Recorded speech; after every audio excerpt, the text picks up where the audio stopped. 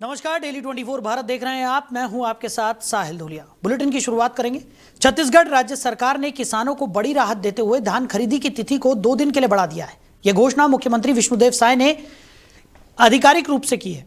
मुख्यमंत्री ने बताया कि कई किसानों का धान अभी तक बिकना शेष है और किसानों के हित को ध्यान में रखते हुए यह निर्णय लिया गया है। अब किसान बढ़ी हुई तिथि तक समर्थन मूल्य पर अपने धान की बिक्री कर सकेंगे। सरकार के इस निर्णय से प्रदेश के हजारों किसानों को सीधे लाभ मिलने की उम्मीद है। इससे किसानों की आर्थिक स्थिति मजबूत होगी और खरीदी केंद्रों पर धान की बिक्री के काम में भी सुविधा होगी। मुख्यमंत्री ने किसानों से अपील की है कि वो इस अवधि का लाभ उठाकर धान बिक्री सुनिश्चित करें। अधिकारियों को भी निर्देश दिए गए हैं कि वो सभी केंद्रों पर सुचारू संचालन सुनिश्चित करें और किसानों को किसी प्रकार की असुविधा न हो। इस कदम से छत्तीसगढ़ में कृषि क्षेत्र में किसान केंद्रित नीतियों की छवि और मजबूत होगी। तो सीएम विष्णुदेव साय ने किसानों के लिए बड़ी घोषणा कर दी है। छत्तीसगढ़ सरकार ने धान खरीदी की तिथि को बढ़ा दिया है। सरकार ने किसानों को 2 दिन की अतिरिक्त राहत यहां पर दी है और हजारों किसानों को इसका सीधा लाभ मिलेगा। आज हमने उसकी समीक्षा की है और कुछ किसान जिनका टोकन कट गया था लेकिन धान नहीं बेच पाए थे और कुछ किसानों का पंजीयन भी नहीं हो पाया था, ऐसे किसानों का चिन्हांकन हुआ है और अगले 2 दिन के लिए फिर हम लोग धान खरीदी शुरू करेंगे और ऐसे सभी किसानों का धान सरकार खरीदेगी। आज हमने उसकी समीक्षा की है और कुछ किसान। तो इसी खबर पर ज्यादा जानकारी के साथ हमारे सहयोगी समीर अवस्थी हमारे साथ जुड़ गए। समीर, क्या कुछ निकलकर सामने आ रहा है? सरकार ने किसानों को 2 दिन की अतिरिक्त राहत यहां पर दे दी है। अब हजारों किसानों को इसका सीधा लाभ मिलता हुआ नजर आएगा। बिल्कुल साहिल, छत्तीसगढ़ सरकार ने किसानों को बड़ी राहत दी है। राज्य सरकार ने धान खरीदी की अंतिम तिथि को 2 दिन के लिए और बढ़ा दिया है। जो मुख्यमंत्री विष्णुदेव साय जी हैं, उन्होंने घोषणा करते हुए कहा कि कई किसान अभी भी ऐसे हैं जिन्होंने अपना धान जो है बेच नहीं पाए, जिसको लेकर सैकड़ों किसान परेशान होते नजर आ रहे थे। इसको ध्यान में रखते हुए राज्य सरकार ने 2 दिन के लिए और तारीख बढ़ा दी है। ऐसे में किसानों के हित को ध्यान में रखते हुए ये बड़ा फैसला लिया गया है। अब किसान बढ़ी हुई तिथि तक जो समर्थन मूल्य पर धान की बिक्री कर रहे थे वो आगे भी कर सकेंगे, जिस पर जो छत्तीसगढ़ सरकार है उन्होंने बड़ा फैसला लेते हुए किसानों के हित में ये कदम बढ़ाया है। साहिल, बिल्कुल। और समीर, कहीं ना कहीं धान खरीदी को लेकर किसानों में जिस तरीके की असमंजस की स्थिति बनी हुई थी, अब उसमें भी थोड़ी बहुत राहत यहाँ पर किसानों को ज़रूर मिलेगी, क्योंकि कई ऐसे किसान थे जो अपना धान बिक्री नहीं कर पाए थे। अब उन्हें 2 दिन की अतिरिक्त राहत यहाँ पर सरकार की तरफ से दे दी गई है। एक बड़ा फैसला यहाँ पर सरकार की तरफ से लिया गया है और कहीं ना कहीं किसानों के हित के लिए ये बड़ा लाभकारी रहने वाला है।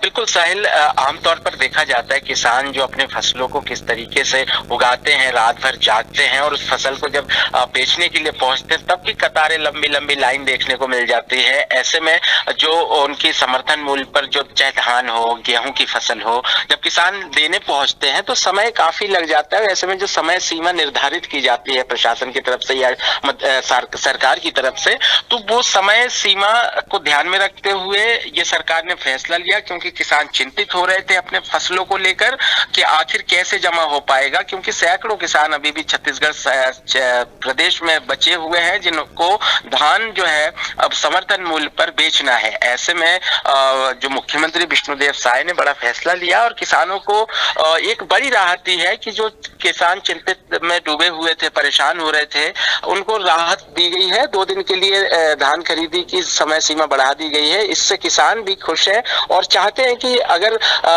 आने वाले समय में अगर किसान और भी छूटते हैं तो हो सकता है सरकार इस पर भी आगे कोई कदम उठाएगी। साहिल जी, चलिए समीर, आप बने रहिए हमारे साथ, आगे भी आपसे हम जानकारी लेंगे। तो धान खरीदी को लेकर सरकार ने बड़ा फैसला किया है। किसानों की सहूलियत के लिए 2 दिन यहां पर अतिरिक्त किसानों को दिए गए हैं। आगे बढ़ते हैं, रुक करते हैं अगली बड़ी खबर का। जगदलपुर में देश की राष्ट्रपति द्रौपदी मुर्मू के प्रस्तावित बस्तर प्रवास को लेकर लालबाग मैदान में तैयारियां लगातार देखने को मिल रही हैं। तैयारियां जोरों पर है। राष्ट्रपति द्वारा जगदलपुर में आयोजित होने वाले बस्तर पुंडम माफ कीजिएगा, बस्तर पंडुम 2026 के संभाग स्तरीय प्रतियोगिता के शुभारंभ कार्यक्रम को ऐतिहासिक बनाने के लिए प्रशासन सक्रिय है। इस कड़ी में प्रदेश के वन एवं जलवायु परिवर्तन, परिवहन, सहकारिता और संसदीय कार्य मंत्री केदार कश्यप और जगदलपुर विधायक किरण देव ने लालबाग मैदान का औचक निरीक्षण किया। निरीक्षण के दौरान उन्होंने कार्यक्रम स्थल पर चल रहे निर्माण कार्यों, मंच की साज सज्जा और वीआईपी प्रोटोकॉल के तहत की जा रही व्यवस्थाओं का बारीकी से अवलोकन भी किया। मंत्री कश्यप और विधायक देव ने कहा कि राष्ट्रपति के आगमन पर बस्तर की गरिमा के अनुरूप भव्य स्वागत और आयोजन सुनिश्चित किया जाएगा। कलेक्टर आकाश छिकारा ने मंत्री को अब तक की तैयारियों का विस्तृत ब्यौरा भी दिया। निरीक्षण के दौरान मंत्री और विधायक ने सभी तैयारियों का समय सीमा के अंदर पूर्ण करने के निर्देश भी दिए। इस तैयारियों ने प्रशासन की तत्परता और कार्यक्रम को भव्य बनाने की प्रतिबद्धता को साफ तौर पर दर्शाया है। तो खबर पर ज़्यादा जानकारी के साथ हमारे सहयोगी समीर अवस्थी लगातार हमारे साथ बने हुए हैं। समीर, राष्ट्रपति का आगमन होना है, उसको लेकर तमाम तैयारियां की जा रही हैं। जगदलपुर में राष्ट्रपति के आगमन को लेकर चाक चौबंद व्यवस्थाएं भी देखने को मिलेंगी। इसको लेकर पहले से ही निरीक्षण की प्रक्रिया भी यहां पर देखने को मिल रही है, क्या कुछ जानकारी? देखिए, बिल्कुल साहिल जी, देश की महामहिम राष्ट्रपति द्रौपदी मुर्मू जी का जो बस्तर प्रस्तावित एक कार्यक्रम को लेकर जल्द ही वो पहुंच रही है छत्तीसगढ़। यहाँ लालबाग मैदान में तैयारियां जोरों पर है। राष्ट्रपति के हाथों बस्तर पंडुम 2026 के संभागीय स्तरीय जो प्रतियोगिता का शुभारंभ होना है, जिसको लेकर प्रशासन जो है ऐतिहासिक उस कार्यक्रम को बनाने के लिए यहाँ पर पूरी तैयारी कर रहे हैं। ऐसे में औचक निरीक्षण के लिए प्रदेश के जो वन एवं जलवायु परिवर्तन, परिवहन के सहकारिता संसदीय मंत्री केदार कश्यप हैं, वो जगदलपुर विधायक किरण देव के साथ मैदान में पहुंचे। उन्होंने निर्माण कार्यों का जायजा लिया। मंच की जो सज्जा होती है वीआईपी प्रोटोकॉल के तहत की जा रही तैयारियों का जायजा लिया गया है और जो अधिकारी हैं, अधिकारियों को भी आवश्यक दिशा निर्देश दिए गए हैं कि किसी भी प्रकार से कोई चूक ना हो। और तमाम तैयारियों का जायजा लेते हुए उन्होंने देखा कि लालबाग मैदान में किस प्रकार की तैयारियां चल रही है। जी बिल्कुल, और जमीर, जिस तरीके की तैयारियां हैं उससे साफ तौर पर अंदेशा लगाया जा सकता है कि ये जो कार्यक्रम है वो बहुत ही भव्य रहने वाला है, क्योंकि जिस तरीके की तैयारियां हो रही है, जिस तरीके की सुरक्षा को लेकर चाक चौबंद व्यवस्थाएं की जा रही हैं, इससे साफ तौर पर सरकार और प्रशासन की प्रतिबद्धता जाहिर होती है।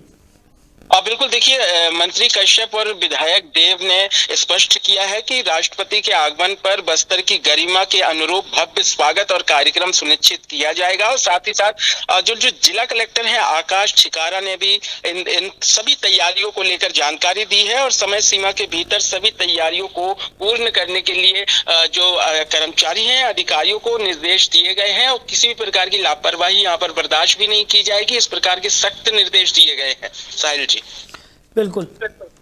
चलिए समीर, हमारे साथ जुड़ने के लिए, इन तमाम जानकारियों के लिए आपका बहुत शुक्रिया।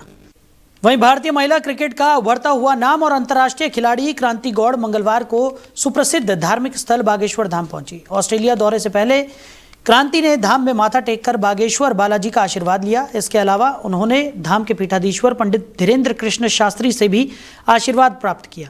धाम पहुंचने के बाद क्रांति ने पीठाधीश्वर से मुलाकात की और उनके साथ कुछ समय भी व्यतीत किया। इस दौरान उन्होंने बागेश्वर धाम पर आयोजित होने जा रहे सामूहिक कन्या विवाह महोत्सव की भी सराहना की।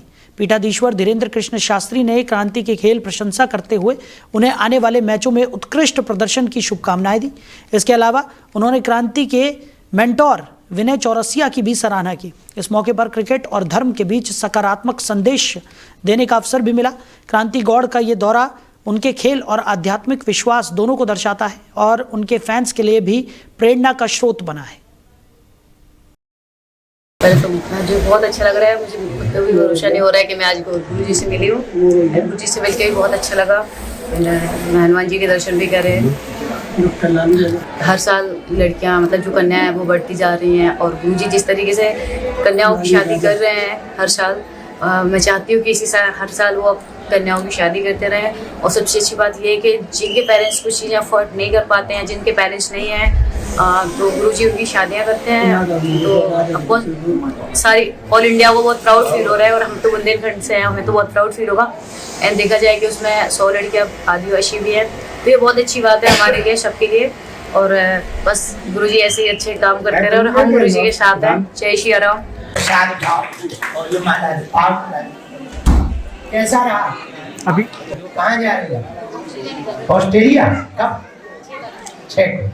वहाँ क्रिकेट है किधर? कौन सा है? T20 वनडे में टेस्ट भी खेल रहे हैं। बहुत बढ़िया, बहुत अच्छा। महाराज जी की शादी है, कितने दिन में जाना हो? 11 जनवरी नहीं, फरवरी। वहीं मुंगेली में बिलासपुर रेंज के पुलिस आईजी रामगोपाल गर्ग ने प्रेस वार्ता आयोजित की और संगठित अपराध पर लगाम लगाने, साथ ही समाज की अपेक्षाओं के अनुरूप पुलिसिंग पर जोर दिया। आईजी ने कहा कि थाना प्रभारियों को साफ निर्देश दिए गए हैं कि वो थाने पहुंचने वाली जनता के साथ बेहतर व्यवहार करें और संगठित अपराधों की रोकथाम के लिए पूरी तत्परता दिखाएं। आईजी रामगोपाल गर्ग ने बताया कि हाल ही में एक सशक्त मोबाइल ऐप लॉन्च की गई है। इस ऐप में चोरी हुए वाहनों का डेटाबेस मौजूद है और आम लोग भी इसका इस्तेमाल कर संदिग्ध वाहनों की जांच कर सकते हैं। इसके अलावा आम जनता से फीडबैक लेने के लिए QR कोड जारी किया गया है, जिससे लोग पुलिस की कार्यप्रणाली पर प्रतिक्रिया दे सकते हैं। आईजी ने कहा कि ये फीडबैक सीधे उनके कार्यालय में पहुंचेगा और उसके आधार पर जो भी कार्रवाई आवश्यक होगी पुलिस अधीक्षक कार्यालय को निर्देशित किया जाएगा। उन्होंने जोर दिया कि पुलिस की कार्यप्रणाली में सुधार के लिए आम जनता का फीडबैक बेहद महत्वपूर्ण है और इससे पुलिसिंग में पारदर्शिता बढ़ेगी। बिलासपुर रेंज में जिला मुंगेली में चार्ज लेने के बाद मेरा ये पहला दौरा है। इसमें हमने आज यहाँ एक थाना विजिट किया गाँव और उसके बाद पुलिस अधीक्षक कार्यालय में सभी राजपत्रित और थाना प्रभारियों की मीटिंग ली, जिसमें जो बेसिक पुलिसिंग है उस पर फोकस करने, बीट आरक्षकों की जिम्मेदारियां तय करने और जो जनता है उसके साथ अच्छा व्यवहार कर उनकी समस्याएं दूर करने पर उनको निर्देशित किया गया। साथ ही टेक्नोलॉजी के माध्यम से बेहतर पुलिसिंग कैसे कर सकते हैं इसके बारे में भी चर्चा हुई। एक सशक्त मोबाइल एप्लीकेशन हमने अभी बनाई है, जिसको के उपयोग आपने देखा भी है पिछले 2 दिनों में, कुछ अच्छा उसमें रिकवरीज हुई है। तो जो वाहन चोरी है उसको लेकर रिकवरीज के लिए ये ऐप सुविधाजनक रहेगी पुलिस के लिए और इसका एक मॉड्यूल पब्लिक मॉड्यूल भी है जो कि आम पब्लिक भी इसको यूज कर सकती है। तो सभी पुलिस अधिकारियों को इस ऐप का अधिक से अधिक इस्तेमाल करने के लिए निर्देशित किया गया है। साथ ही शीघ्र ही हम एक अनुभव नाम से एक फीडबैक QR कोड भी जारी करेंगे, जो कि थाने में आने वाले आगंतुकों का अनुभव पुलिस थाना में कैसा रहा उसका एक फीडबैक देने में हेल्प करेगा। बिलासपुर रेंज में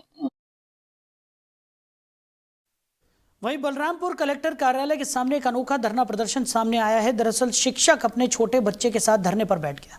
शिक्षक का आरोप है कि व्याख्याता की मांग को अनदेखा किया गया है, जिसकी वजह से अपने बच्चे के साथ कलेक्टर परिसर के अंदर वो धरने पर बैठ गया है। ये तस्वीरें बलरामपुर कलेक्टर कार्यालय के सामने की है, जहां एक शिक्षक अपने मासूम बच्चे के साथ धरने पर बैठकर प्रशासन से न्याय की गुहार लगा रहा है। कलेक्टर कार्यालय के सामने धरना स्थल पर शिक्षक ने पोस्टर लगाकर अनुशासनहीनता, शिक्षा व्यवस्था में सुधार और अपनी मांगों को प्रमुखता से रखा है। शिक्षक का कहना है कि कई बार अधिकारियों को समस्याओं से अवगत कराया गया, लेकिन अब तक कोई ठोस कार्रवाई नहीं की गई।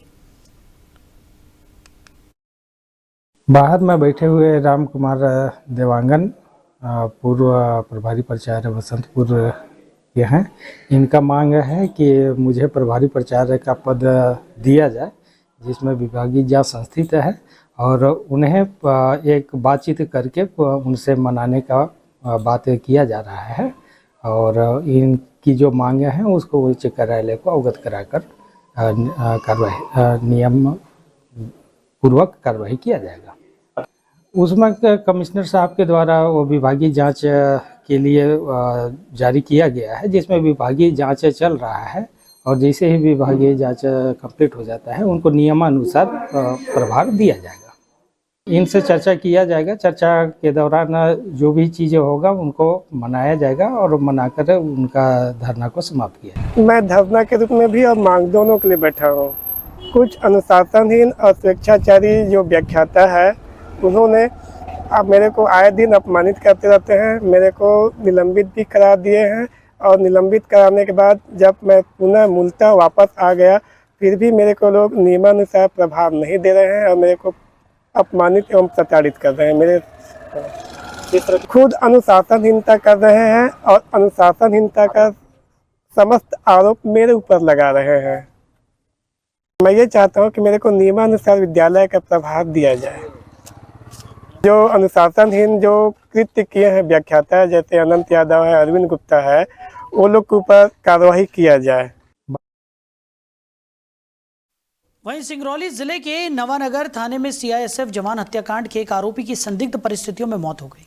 पुलिस के अनुसार आरोपी राम अवतार गौड़ से रिमांड पर पूछताछ की जा रही थी। इसी दौरान आज सुबह उसकी तबीयत बिगड़ी और संदिग्ध परिस्थितियों में मौत हो गई। पुलिस का कहना है कि सीसीटीवी फुटेज में हार्ट अटैक की आशंका नजर आ रही है। गौरतलब है कि इसी मामले में एनसीएल की अमलोरी कोयला खदान में ड्यूटी पर तैनात सीआईएसएफ जवान सतीश चंद्र भारती की मारपीट के बाद इलाज के दौरान बनारस में मौत हो गई थी।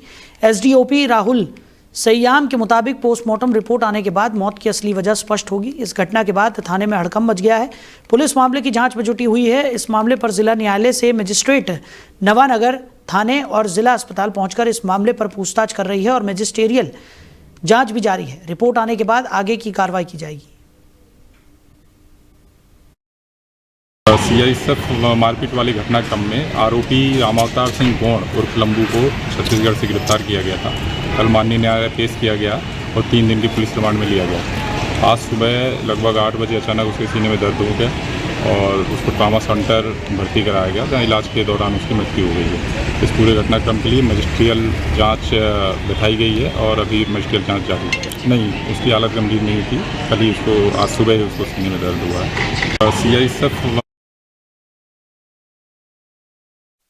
तो उमरिया जिले के नौरोजाबाद थाना क्षेत्र के ग्राम रहटा में एक सुनार की दुकान से लाखों रुपए का सोना चांदी चोरी होने की घटना सामने आई है। घटना के अनुसार दुकानदार ग्राहक को सामान दिखाने में व्यस्त था, तभी एक युवक मौके का फायदा उठाकर सोने चांदी से भरा बैग लेकर फरार हो गया।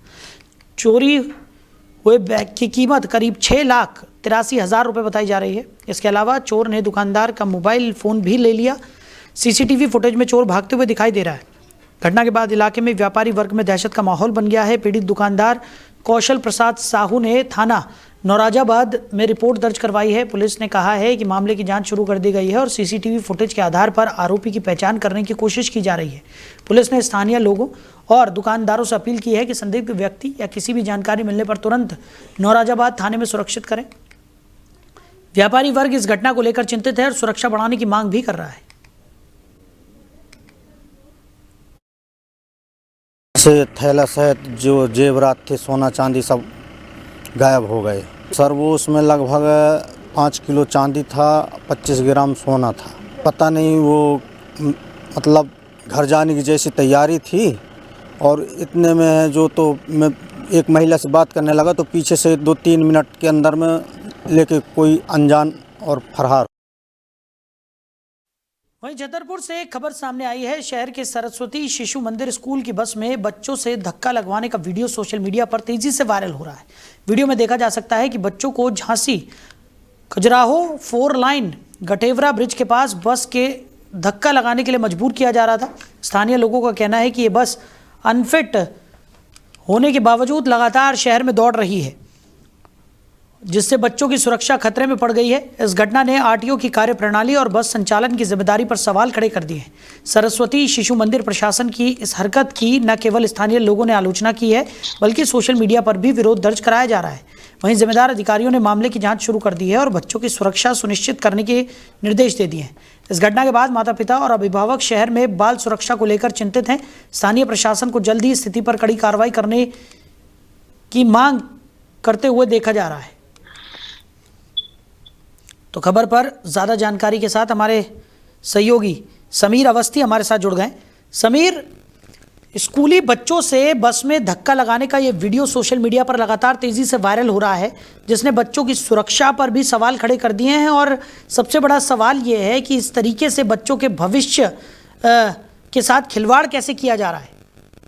देखिए साहिल, बहुत ही शर्मनाक है। मध्य प्रदेश का छतरपुर जिला आए दिन सुर्खियों में रहता है और पिछले दिनों कलेक्टर ने आदेश जारी किए थे कि जितने भी जो विद्यालय हैं जो अपनी गाड़ियों का, बसों का फिटनेस चेक करा ले, लेकिन आरटीओ विभाग की एक बड़ी लापरवाही इस वीडियो से पोल खुली है कि किस तरीके से विद्यालय में पढ़ने वाले बच्चों से बस में धक्का लगाया जा रहा है। नेशनल हाईवे 4 लाइन की ये घटना बताई जा रही है। गठेवरा के पास 4 लाइन पुल के नीचे से बच्चे काफी दूर तक बस को धक्का लगाते हुए लेकर जा रहे हैं, जिसमें वीडियो में साफ तौर से समझा जा सकता है। ये वीडियो जो है ये सरस्वती शिशु मंदिर का है, जो सिंचाई कॉलोनी में स्थित है। फिलहाल वीडियो जबरदस्त तरीके से सोशल मीडिया पर वायरल हो रहा है और लोग तरह मांग कर रहे हैं ऐसे विद्यालयों पर कड़ी से कड़ी कार्रवाई की जाए, इनका लाइसेंस निरस्त किया जाए। और जिस तरीके से बच्चों को अभिभावक विद्यालय भेजते हैं इस उम्मीद के साथ कि बच्चे अपना भविष्य संवार सके, लेकिन यहाँ पर कुछ विद्यालय किस तरीके से लापरवाही कर रहे हैं, बच्चों से धक्का लगाए जा रहे हैं। कई बार कॉपी किताबों के नाम पर यहाँ पर अभिभावकों से वसूली होती है। तो निश्चित तौर पर ये जो वीडियो है इसको संज्ञान में लेकर छतरपुर प्रशासन को तत्काल प्रभाव से एक्शन लेना चाहिए और ऐसे विद्यालय पर कार्रवाई करनी चाहिए। साहिल जी बिल्कुल, और सबसे बड़ी बात यह है समीर कि इस बस को अनफिट बताया जा रहा था, और जबकि इससे पहले भी कई बार इस तरीके के नियम बनाए गए हैं कि अनफिट बसों का संचालन पूरी तरह से रोक दिया जाए, लेकिन उसके बावजूद तमाम नियमों को ताक पर रखकर इन बच्चों को इस तरीके की अनफिट बसों में सफ़र करना पड़ रहा है। और सुरक्षा को लेकर एक बड़ा गंभीर सवाल, और उसके साथ साथ जब ये बस इस तरीके से बंद पड़ जाती है तो बच्चों के लिए कोई अन्य व्यवस्था करने की बजाय उनसे इस बस पर धक्का भी लगवाया जा रहा है। बेहद ही शर्मनाक ये वीडियो सामने आया है। देखिए साहिल जी, बिल्कुल ये तो एक वीडियो के सामने आने के बाद छतरपुर जिले में जो प्राइवेट स्कूल संचालकों की मनमानी और जिस तरीके से पोल खुली है, तो निश्चित तौर पर ये बहुत ही शर्मनाक है और अभिभावक चिंतित है। सबसे बड़ी बात यह है कि अभिभावक जिस उम्मीद के साथ विद्यालय बच्चों को भेजते हैं, ये नन्हे मुन्ने बच्चों से धक्का लगवाया जा रहा है, तो विद्यालय में पढ़ाई क्या होती होगी, शिक्षा का स्तर कितने नीचे जा चुका है, इसमें ना तो जनप्रतिनिधि ध्यान देते हैं और ना ही कोई भी अधिकारी गंभीरता से ऐसे मामलों पर कार्रवाई करते हैं। लेकिन अगर वीडियो वायरल हो रहा है सोशल मीडिया पर, अब निश्चित तौर पर अब देखना ये होगा कि छतरपुर प्रशासन इस पर क्या कुछ कड़ी कार्रवाई करते हैं और आगे क्या इसमें सुनिश्चित करते हैं इस प्रकार की घटनाएं दोबारा ना सामने आए। इसको लेकर देखने वाली बात होगी कि आगे क्या कुछ कदम उठाया जाता है। फिलहाल सोशल मीडिया पर यह वीडियो वायरल है। मध्य प्रदेश सरकार को भी इस पर एक्शन लेना चाहिए और ऐसे प्राइवेट स्कूल संचालकों पर कार्रवाई होनी चाहिए। साहिल जी चलिए समीर, हमारे साथ जुड़ने के लिए, इस तमाम जानकारी के लिए आपका बहुत शुक्रिया।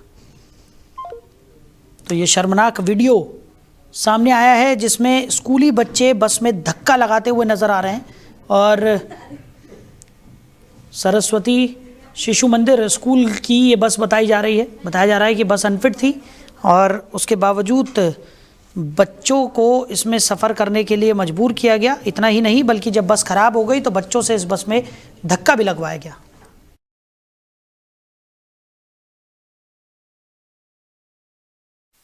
वहीं शहडोल जिले के धनपुरी से इंसानियत को झकझोर देने वाला मामला सामने आया है। प्रेमिका को पानी की सनक में एक युवक इस कदर अंधा हो गया कि उसने मासूमियत का गला घोट दिया। 7 साल के बच्चे को अपने रास्ते का कांटा मानकर उसकी बेरहमी से हत्या कर दी गई और शव को बंद पड़ी कोयला खदान में फेंक दिया गया। मामला धनपुरी थाना क्षेत्र का है। आरोपी मोइशीन का झिल्ली दफाई क्षेत्र में मजदूरी करने वाली नंदनी कोल से प्रेम प्रसंग था। आरोपी नंदनी के साथ रहना चाहता था, लेकिन उसके 2 छोटे बच्चे इस रिश्ते में बाधा बन रहे थे। इसी सनक में मोइशीन ने बच्चों को खत्म करने की साजिश रची और पहले 7 वर्षीय ऋतिक कोल को निशाना बनाया। आरोपी मासूम ऋतिक को बहला फुसलाकर अपने साथ ले गया और बगैया नाले के पास स्थित बंद पड़ी कोयला खदान में ले जाकर उसका गला घोट दिया। हत्या के बाद बच्चे के शव को पानी से भरी खदान में फेंक दिया। 5 दिनों से लापता बच्चे का शव मिलने से इलाके में सनसनी फैल गई। पुलिस ने कड़ी जांच के बाद आरोपी को गिरफ्तार कर लिया। पूछताछ में आरोपी ने अपना जुर्म कबूल कर लिया है। फिलहाल पुलिस पूरे मामले की बारीकी से जांच कर रही है। इस पूरे मामले में धनपुरी एसडीओपी विकास पांडे का कहना है कि प्रेमिका को पाने के लिए प्रेमी ने प्रेमिका के बेटे की हत्या कर उसे फेंक दिया था, जिसे गिरफ्तार कर आगे की वैधानिक कार्रवाई की जा रही है। ये 28 तारीख को पुलिस के पास सूचना आती है कि एक नाबालिग बालक जो 7 वर्षीय है वो अपने घर से मिसिंग है, जिस पर से पुलिस के द्वारा 137(2) के मामला पंजीबद्ध किया गया और लगातार उस बच्चे की तलाश की जा रही थी और थाने की अलग अलग टीम बनी और उस बच्चे की तलाश में फिर उसकी एक दुखद डेड बॉडी नाले के पास से प्राप्त हुई। फिर पुलिस के द्वारा पूछताछ की गई तो मोहनीस नामक एक लड़का है जिसके बारे में जानकारी मिली कि उसकी माँ के साथ उसके संबंध थे, जिस पर से उसने इस हत्या को अंजाम दिया था। हाँ, इस तरीके की बातें भी आ रही थी कि क्योंकि उसके बच्चे थे तो माँ उसके साथ रहना नहीं चाह रही थी। इस पर से उसने इस तरह की घटना का अंजाम दिया। आरोपी गिरफ्तार। तो फिलहाल इस बुलेटिन में मेरे साथ इतना ही। आप बने रहिए। नमस्कार।